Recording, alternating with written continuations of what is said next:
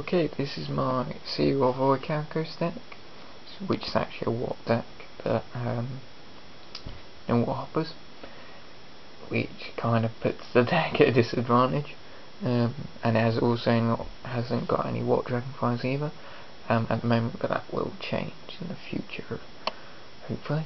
Anyway, Sea of Orichalcos, you should know what it does by now. What's in? If not, look it up, to be honest. Okay.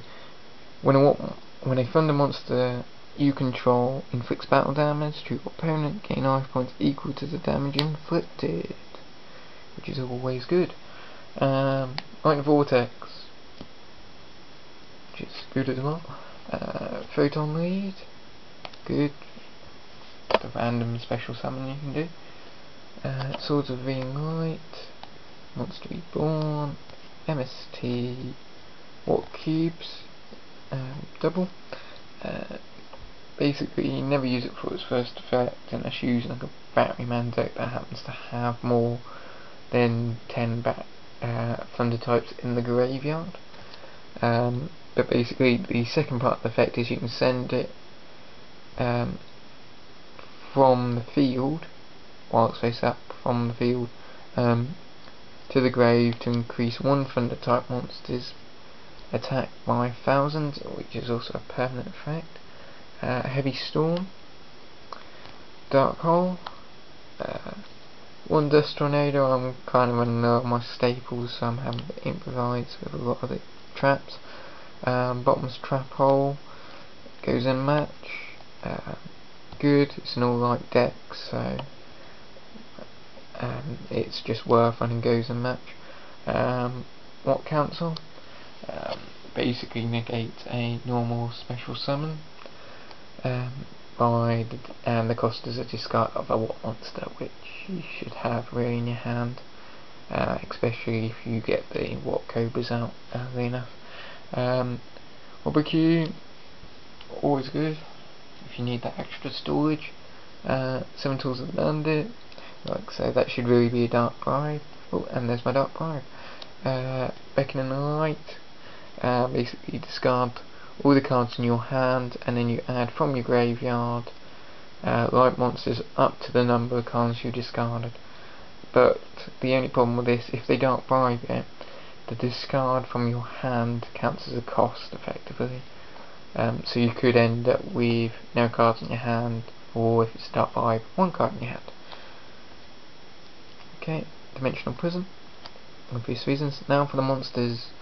Now, Hunder, it's good mid-game card if you happen to draw it in your hand on your first turn. It's not very good, it's probably just a monster just a set depending on your options.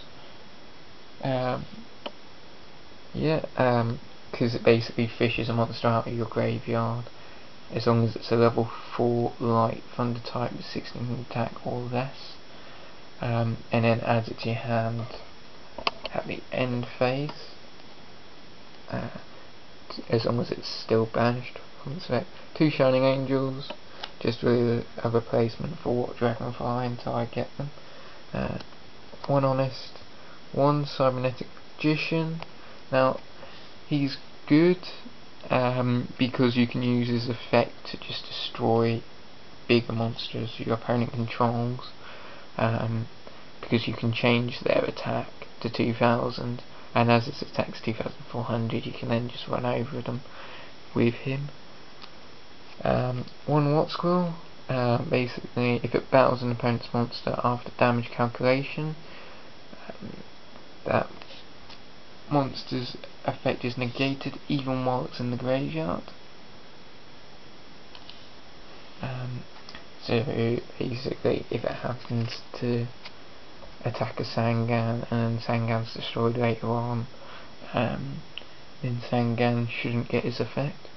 Light Ray Dabblers, standard Light Ray card, because I'm running the Sea of Orichalcos, so I can abuse his effect of destroying a field spell, because it won't destroy Sea of Orichalcos, and then destroying 2 of your opponent's cards at the same time. My Thunder, free off, so I'm running it as an engine, until I can get the watthoppers and wattdragonflys. Same 3 pathfinders, and then they'll go down to at least 2, if not 2 and 1. Watt good stalling card. Basically your opponent attacks it or destroys it by their card effect, and they cannot conduct their battle phase during their next turn. Barracks, good tuner. It's only got 300 attack. The effect's alright if it can pull off a direct attack, if they just have to have no monsters on the field, or you use Watt key to attack directly. But really it's just there for level 3 Watt tuner, so I can get a Hydra and Chimera out. And then 2 Watt pheasants, good for the XYZ format because you can just abuse its effect, getting rid of your opponent's XYZ materials, but not the XYZ monster itself. Watt Cobra, 3 of. Really it's just the main card for Watt deck, apart from the watthoppers and the wattdragonflys, because you can attack, then search as long as you do battle damage. So you can just keep getting out Watt Cobras until you run out, then get Watt Pheasant or Watt Giraffe. Unfortunately Watt Giraffe is a super, so I haven't got one. Volcanic Kong and Galvax. Volcanic Kong is good in case I just need that little extra attack, but not massive attack. Like say level 4, when it inflicts battle damage to your opponent, send 1 card from the top of your opponent's deck to the graveyard for each face-up light monster you control. So if you happen to do Marthunder, Pathfinder, Marthunder, Pathfinder, Volcanic Kong, so summon effectively 5 monsters in turn, and if they got no monsters on the field, you can just attack directly with all of them, then mill 5 cards from your opponent's deck if they're still alive after that, and then you can do all the XYZs afterwards. Galvax, Nordic Beasts, good level 4 tuner. It's just really good, and if they control a single monster you can actually special summon it as well. So you can just keep abusing effects and getting stuff out like Scrap Dragon. Anyway, quick look at the extra deck. Number 10 Illuminate. It's just really purely in there if I need to get more draws in, and I can get 3 level 4s in. Really I need number 91 as I'm running hundreds, but unfortunately I haven't got one at the moment. Volcanic Bicorn, again like Voltic Kong. I think I might have called it Volcanic Kong, I keep doing that. Anyway, it can mill your deck as well as your opponent's, annoyingly, when it's destroyed by battle or by card effect, similar to most of the Watt monsters. It's either by opponent's card effect or by the battle. Photon Pepper Operative, it's a good card if you need just to flip a defense monster into face-up attack, and then you can just run at it with Photon Pepper Operative, or if you've got a better option with that. Watt Chimera, good because you can create a loop with it. If the opponent's only got 1 card on hand which they can't actually use at the moment, you can attack directly with it, and they'll just keep adding it to the top of their deck, then drawing it again, and they'll probably just end up scooping if they haven't got any other options. Watt Hydra, it's a gold cycle monster and can attack directly, same as Watt Chimera.